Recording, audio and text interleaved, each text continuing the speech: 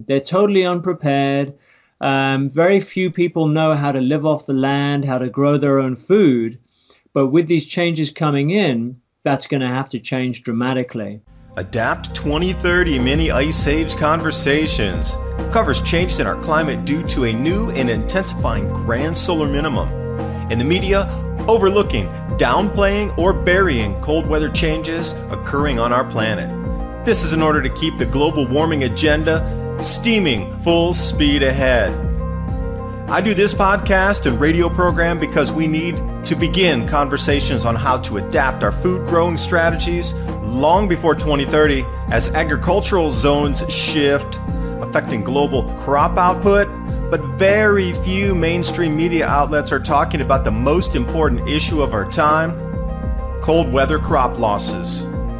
Our sun is going through a 400-year cycle, which has effects on our weather patterns as our magnetosphere weakens and the jet streams go out of flow.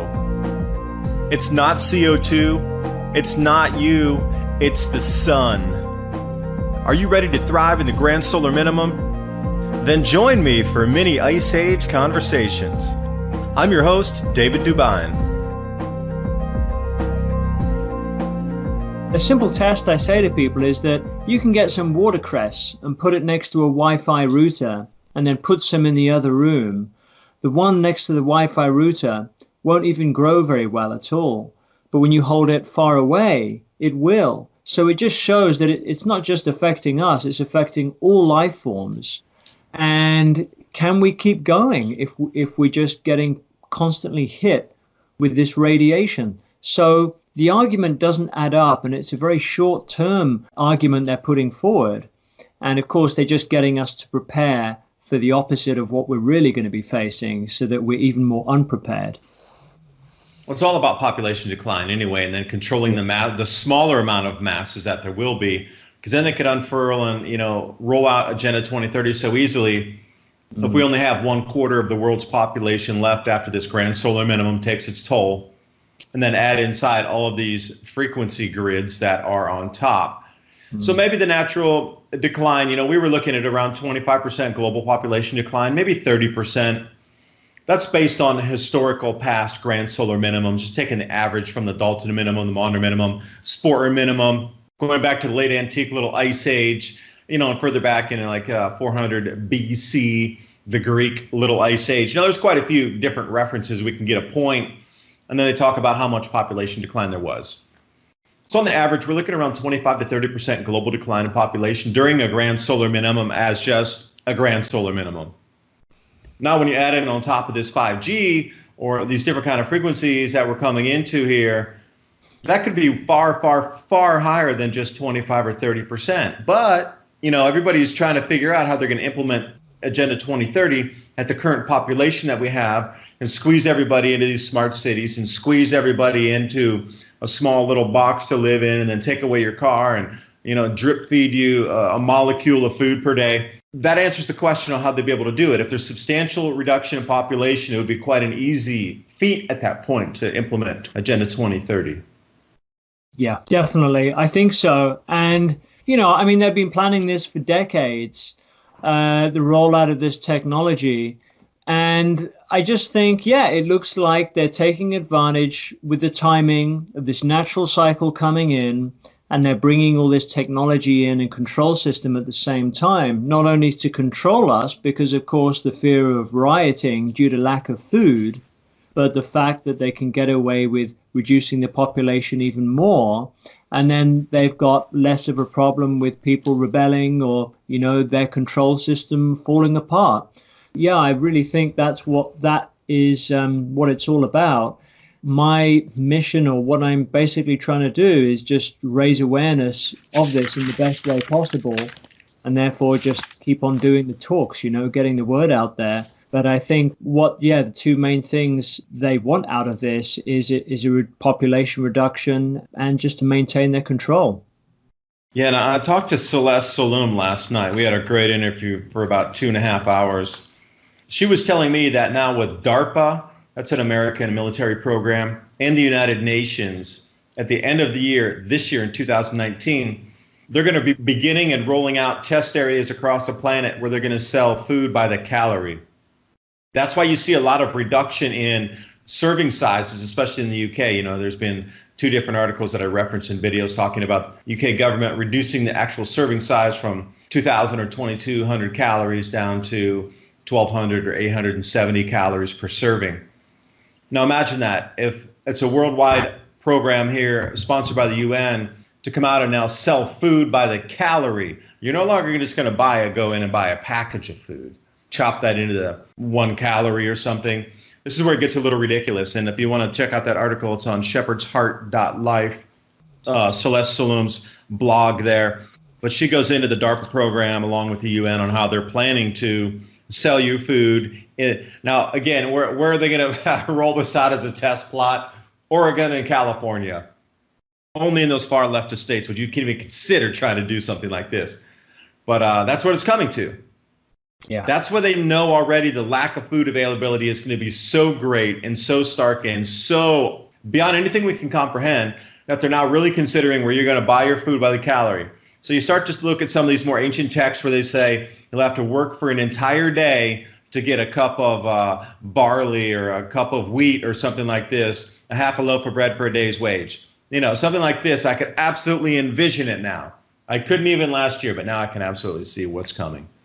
Yeah. Oh, totally. I've noticed it here myself, actually. Like you get these little oatcake packets and they look smaller than they used to. And as you mentioned, Tesco recently, they've increased about 1,000 different items in terms of the cost, you know, and we've had certain shortages like avocados recently. You know, people are just kept so busy that they don't even notice these changes coming in. And speaking of cycles, my new book with my co-author Bill Porter, Climate Revolution, a must-read for understanding our sun-driven climate. As we progress deeper into this new Eddy grand solar minimum, weather extremes leading to global food scarcity and higher food prices are here now. This book describes the expected changes, how to survive and thrive during future challenging times, and also practical preparations.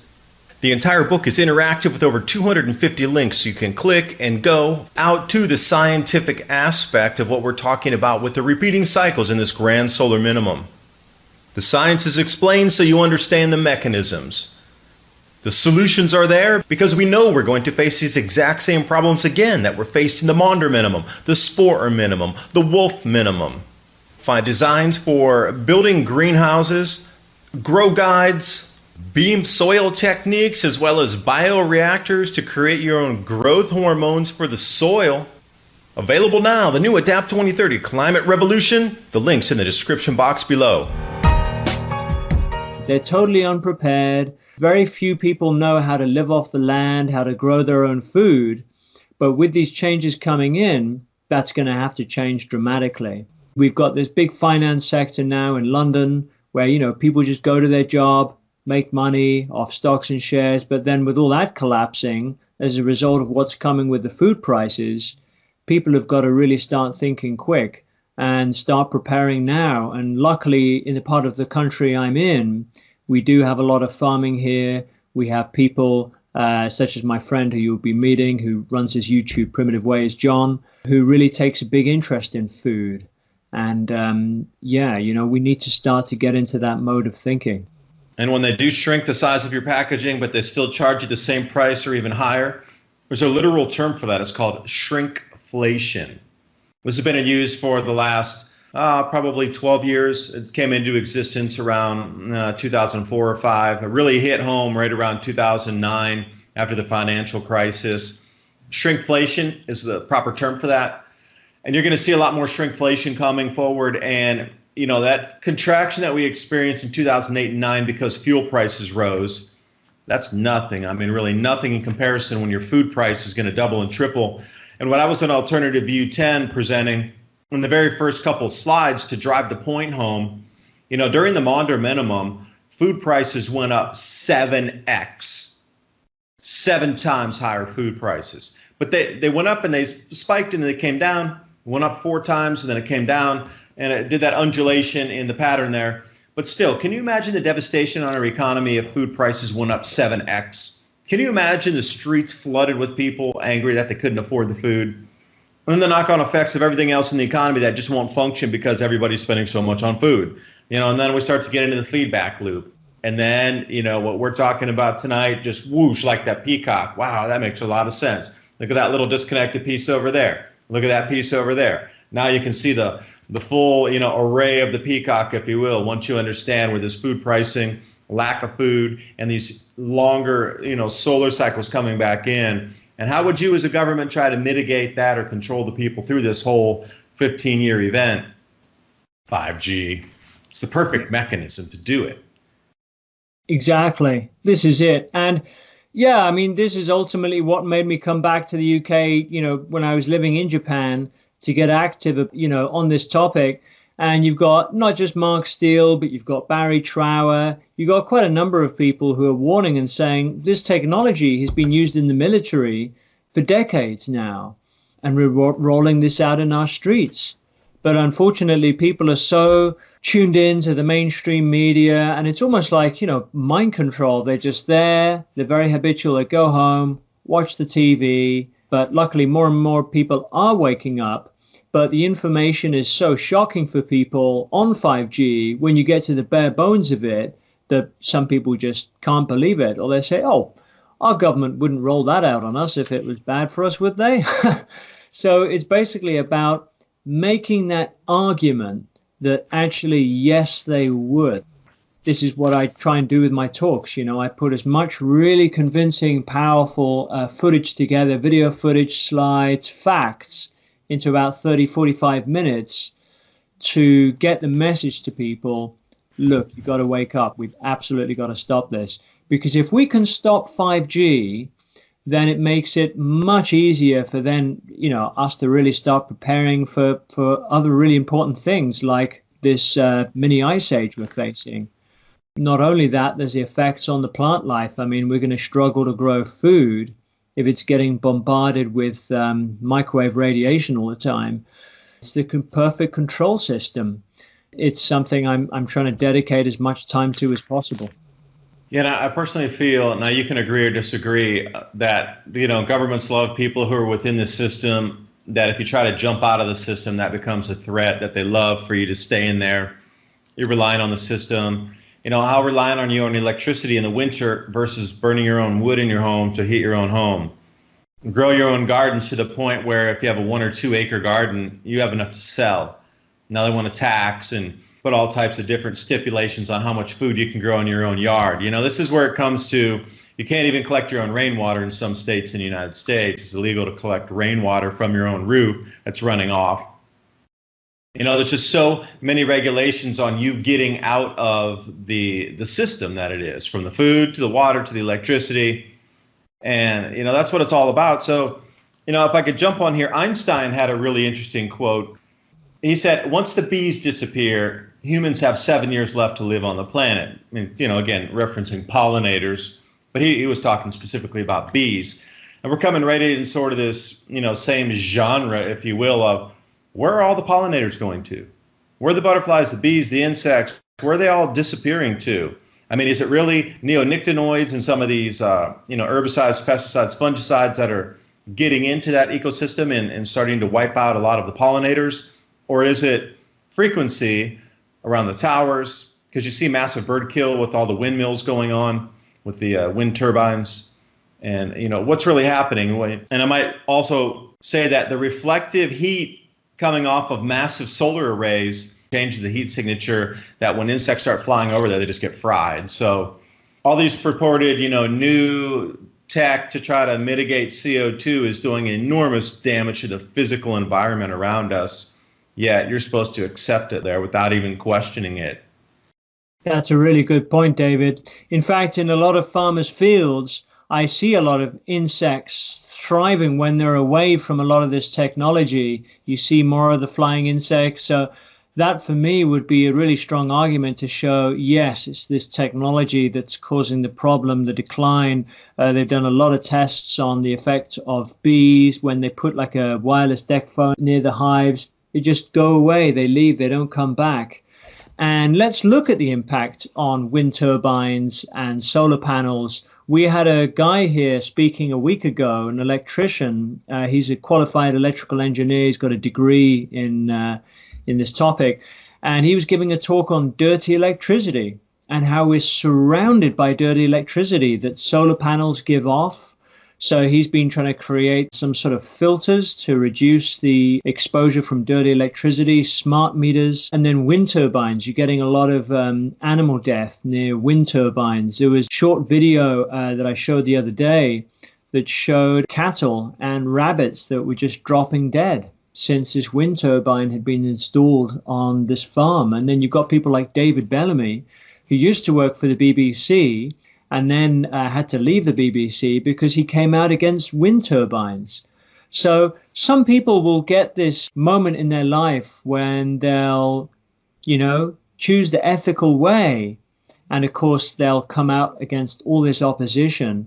But at the end of the day, a lot of this green tech is just one big scam. And, there's nothing in the news about the harmful effect it has, not just on plants, insects, and us as well. But it's really not the answer. And obviously, it's not going to be providing the energy that we need moving forward with the sun dimming. I couldn't think of a greater scam myself. And just a quick FYI, they've done a lot of studies, and the predictive reductions in solar panel output during the height of the moderate minimum around 2028 or so is going to be 25% reduction. If that gives you any numbers to go on, and it's been study after study, so it's between 15 as we get into 2025, 15% reduction. But we're really getting into the cloudiness factor, the increased volcanic aerosols and reduction in albedo effect from that, and the reduced total solar irradiance output on watts per meter squared striking the planet's surface. All that coupled together, we're looking at a 15 to 25% decrease at the average that they would say, 25%. But remember, it's not about just the TSI decreasing in the watts per meter squared that are going to hit the surface. And, the naysayers will go right back to that. They'll never talk about the cloud increases with galactic cosmic rays. It's cloud nucleation, new cloud bands forming at 18,500 feet. Nope, they don't want to talk about it. So volcanic aerosols, we've seen these 5 stratospheric eruptions since the beginning of 2019. They're even coming out spaceweather.com explaining to you why the sunsets are so purple across the planet right now. And then they're, pointing to volcanic aerosols. Well, that's not such a far stretch to think. Volcanic aerosols, new increased cloud layers, more rain, and reduced solar output, literally from the sun on how many, before we get a reduction in solar panel output. Like, why is nobody talking about this? Because they have these long-range projections on ROI when they're going to invest in a certain project, on how many kilowatts they're going to sell, your consumption, even when you take advantage of some of these government programs to install solar panels on the top of your roof and then sell that back into the grid. Whatever they're thinking for ROI is completely skewed now because they're not taking into consideration the 25% reduction by 2028 for all this solar panel. And the wind patterns are shifting on the planet. So everything that they've taken into consideration for we studied the last 25 years of winds on this mountain range on the backside or whatever, fine. But you're getting all these shifts in the intertropical convergence zone now, so wind patterns are shifting on the planet. I would envision this. Now let's see how on the mark I would be. Where they've installed a lot of wind farms where they think it'll continue to be windy there, there's going to be a couple places where the wind just totally stops. And they're just going to be sitting there totally idle. 0% return. Yeah, so, this is it. And this is another reason why we're going to see a massive financial collapse, because we're just not going to be producing the energy that we need. And it's almost like, we're falling into a trap here because we're not going to be able to function. Society's not going to be able to function. We're not going to have the skills. For me, before I got involved with 5G, I didn't even know what dirty electricity was. I didn't know about what's going on here with wind turbines and the solar panels. And people just don't have access to the information. And that's why they're going to be completely unprepared for what's coming, because it really is a small minority of us. Yeah, I do what I can, like you are doing a great thing with the show, getting the word out and waking people up for those who have eyes to see. And I think that's extremely important. TrueLeafMarket.com. I really want to talk about growing your own food, which will be a necessity moving forward. There's so many ways that we can go about growing different types of vegetables that we're going to need. Microgreens are incredibly nutritious. They're super fast to grow. In less than a week, you can have something that you can eat. Also, sprouts. We can get those a little bit taller, a little more dense, a little bit larger volume on the vegetation mass coming off of there. So how do you know what kind of sprouts to grow? How about wheatgrass or herbs? What about different types of herbs that we can add to our foods? Now, what I just described to you, there's a full range of starter guides there at trueleafmarket.com for you to take a look at. Even if it's just for your own knowledge and you don't purchase something from them, at least get the information so you know how to grow microgreens, you know how to grow sprouts, you understand what some of the herbs are for. trueleafmarket.com. Use the link below and give yourself the gift of organic and heirloom seeds. Yeah, so tell us about some this information. You referenced a couple of videos. You have that 5gawareness.com website. But tell us a little more about the social media feeds that you're in and where we can find videos, because I know an enormous amount of people are going to go, I want to know more right now. Tell us about some of the videos you referenced in there, other people who produce videos that you're talking about, as well as yourself, and a social stream, so people can really go out and do some of their own research and information, because that's what it's all about, is don't believe us. Do your own research. Sure, exactly. So my YouTube channel is 5G Awareness, and that's one word, number 5, letter G, awareness. And if you type that into YouTube, you'll see the channel there. It's got a little icon with a cell phone tower. And then just look through that, and there are 2 talks. One which is 5G Is It Safe Part 1, that's myself. And then 5G Is It Safe Part 2, and that's Ian Crane. So we've been doing a few of these together. Other times we go to separate locations because we've got a lot of speaking events that we're trying to cover and people we're trying to help out. So those are really useful. And then another one I'd recommend is The Truth About Extinction Rebellion. And out of all my videos, almost all my videos on my channel are just about 5G. But believe it or not, this is my highest ranking video now at over 50,000 views. So it's done pretty well, and I think because at the time there wasn't anything that was really critical about Extinction Rebellion. So there's lots of informative videos. There's also on my website, 5gawareness.com, there are templates on the downloads page about how to engage with your local councils, your local town councils. A few days ago, we've got the council declaring a moratorium on 5G. So this is the first time this has happened in the country. Now other towns are showing resistance and councillors are getting on board to try and stop it.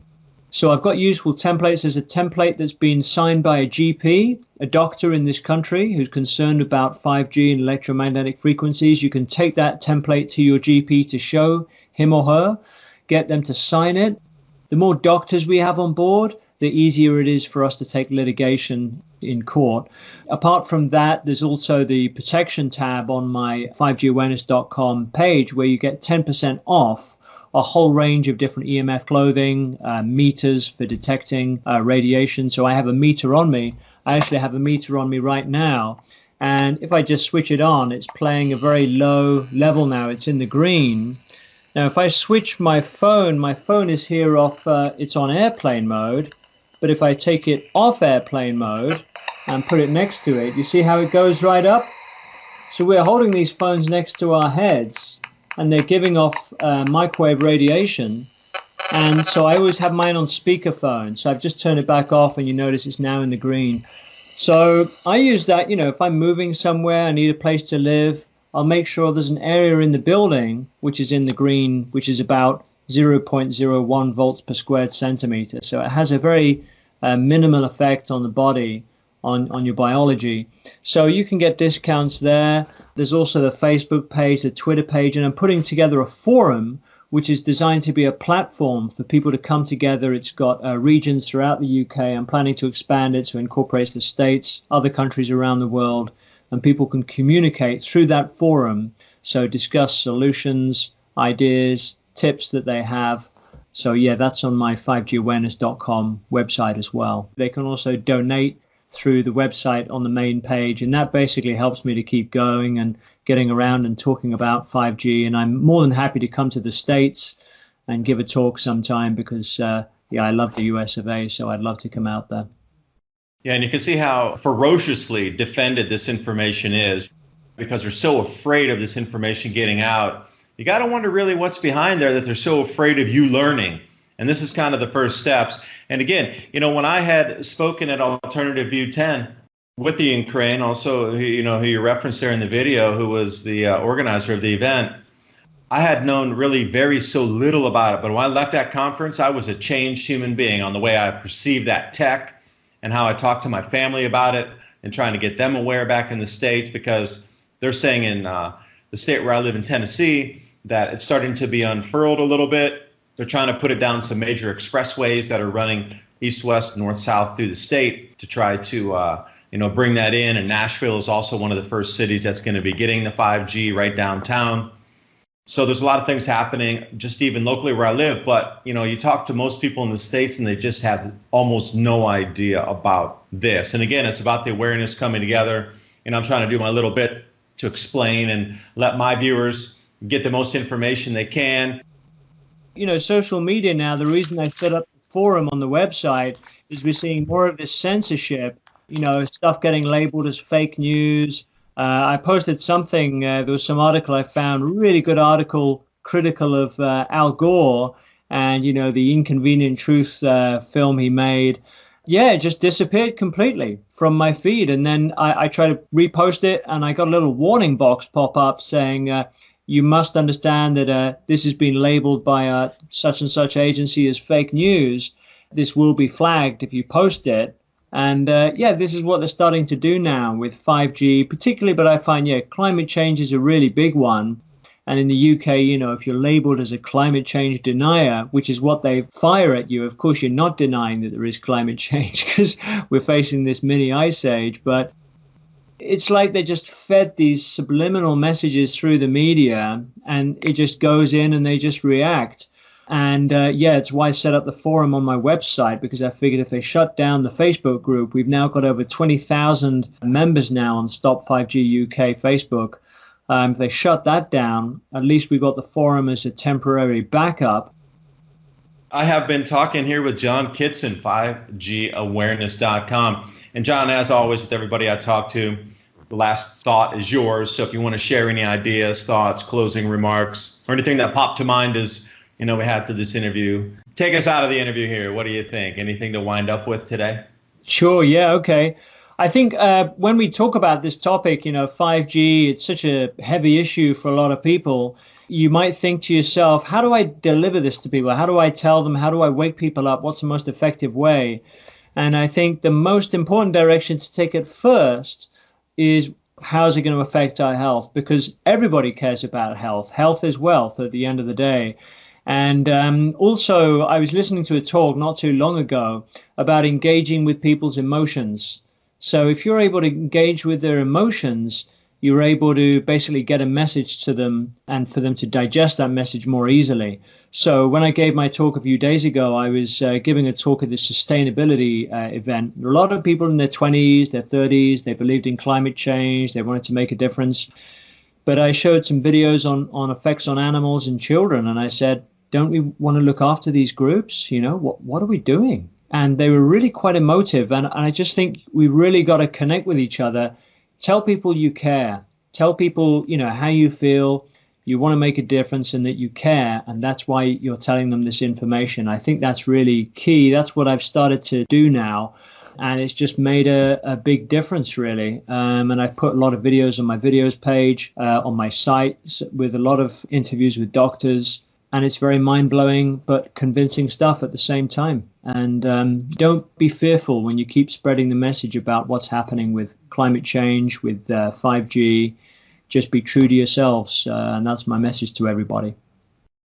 Thanks for joining me. And again, that rollover year we're coming up to where everything you've ever learned about climate change is next year. So there's no longer ability for them to fake it any longer after next year. So staying with this message here, staying with the trueness to yourself in the light, because we're all trying to help humanity and other people get through these times the best we can to protect ourselves, because others aren't doing it. It's really a sad kind of state we're living in now, where you as an individual have to come out to take over where government has failed us completely and literally in so many ways and shapes and forms. So it is back to individualism again. It's a great thing. It's empowering to know you can grow your own food, you can create your own electricity, you can, make your own heat, you can get your own water, you can purify your water, you can protect yourself from EMF and 5G radiation by using diet and other kind of, what you're talking about, devices there to protect your home, your families, and yourselves. And that's, the way you have to look at it. You're on your own to protect yourself. But we need to share the information on how you can do that. One last thing I wanted to mention. We're very much looking forward to having you here in Totnes in Devon. And we're going to be having you speak about the more than minimum, what's really going on with the climate, the mini ice age.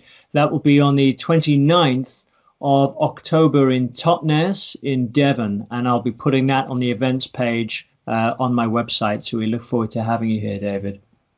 Yeah, I'm really excited about getting down there. And we talked about, looking at some of the ley lines, some of the older structures down there, and also getting together, with some bushcrafting in primitive ways and how we can think about living a more sustainable life and coming together as community to grow the food, but live in a more wholesome way. And I'm so excited to be able to connect with other people down there. And we're going to do some live streaming.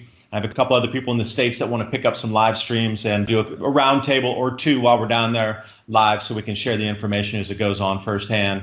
So it's going to be quite the media event on our side, too, from the States to try to pull in this information on more live streams, as well as what's happening in the conference itself and the networking afterward, and then the on-site visits. We talked about going out to the land there and exploring a few other, like I said, ley lines and older parts of the city. So it's going to be really exciting, and I think we're going to learn so much from each other and the community itself to get these ideas so then we can take these next step forward to get ready for these massive changes. For sure. Looking forward to it. Talk to you next time. And hey, everybody out there, thanks for watching. Hope you got something out of the video. Thank you. This video is brought to you by our friends at TrueLeafMarket.com. Heirloom and organic seeds for any grow zone on our planet.